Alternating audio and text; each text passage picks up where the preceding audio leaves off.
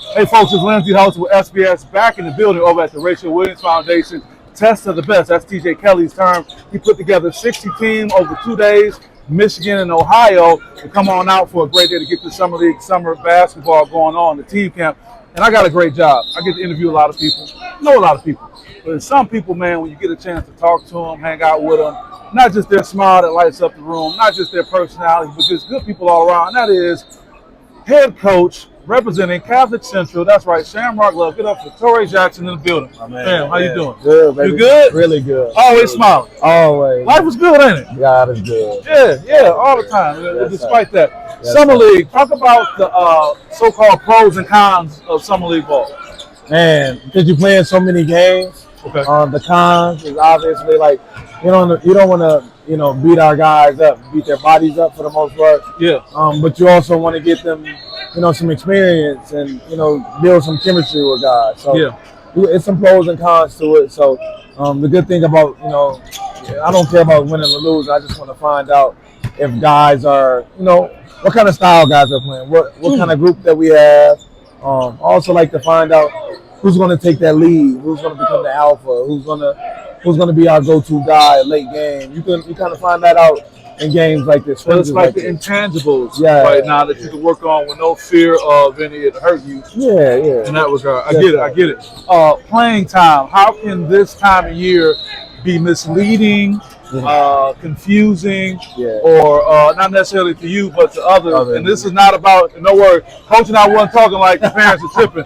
This is a universal theme, right? Yes, sir. How can this give you the wrong impression also as it relates to just minutes played? Yeah, because some guys can have success in the summertime, but it doesn't translate over to throughout the season. Coach, I was killing them at UND. Like, what's the problem? Sometimes that doesn't translate over. Some teams don't, come fully stocked, fully loaded with their group. So a kid may be destroying a guard, but you play that team later in the season, they got a D1 guard, and that kid going to work. So sometimes it can be fool's gold. Some kids can be hitting certain things, but sometimes you could be playing your star less, in the summertime. He playing well.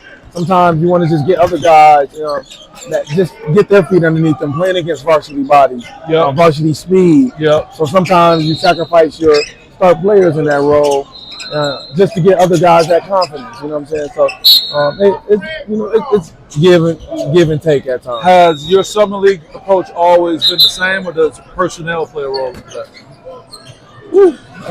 Personnel, well, it kind of stays the same, honestly, for me. Like, with guys, because we develop a lot of guys in our program. We try to develop a lot of guys. We try to, some guys may have last year, they may not have played really well, but then they became very, very comfortable over the summer, developed, their bodies changed.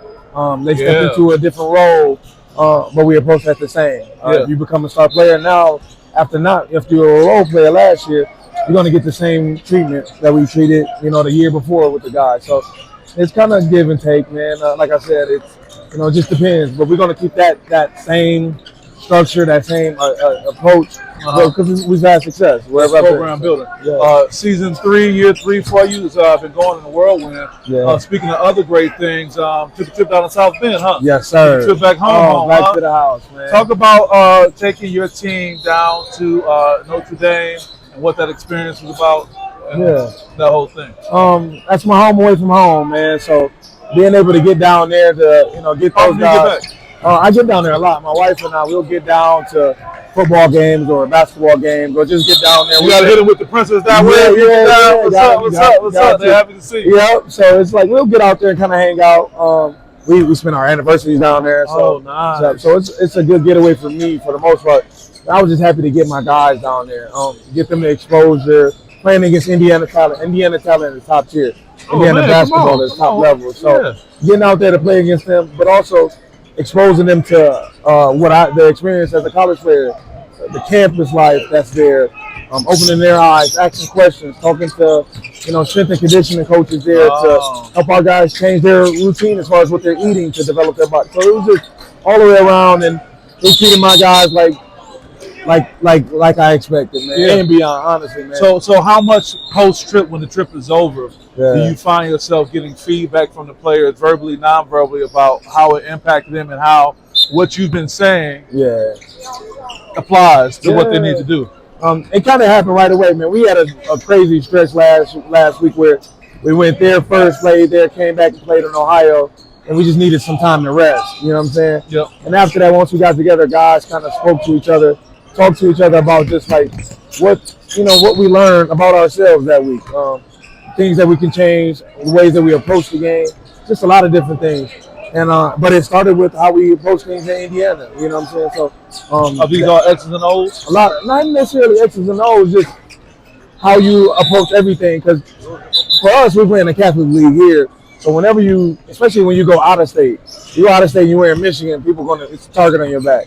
You play in state and you play against anybody that's outside of our league, target on our back. Because we got one of the top leagues, if not the top league in the Midwest, in my opinion. So with that point, explain it to me as if I'm a 5-year-old, just came from a different planet, whatever. Yeah. Talk about the distinction between the Catholic League and the PSLs and the other leagues.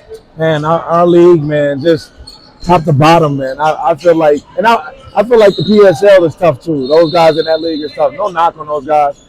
No knock on, Saginaw Valley League. I coached in that league as well.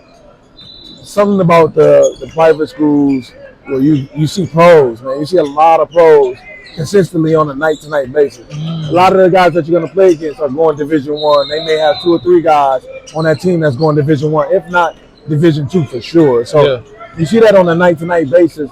So it brings out the best in all of our guys as well. They know what they do. Yeah, if y'all got a buzzsaw, man, when that schedule be coming out, I'm like, ooh. Man, when we come out with that schedule, though, it prepares us for what we go into non-conference wise. Get you going like that. Yes, sir. Yes, I get it. It's good. I wouldn't ask you to give the complete scouting report. You probably may not necessarily be able to give a full scouting report on your team, but talk about now and what Christmas time is going to look like, what January may look like, and of course, what March and April is going to look like, you think?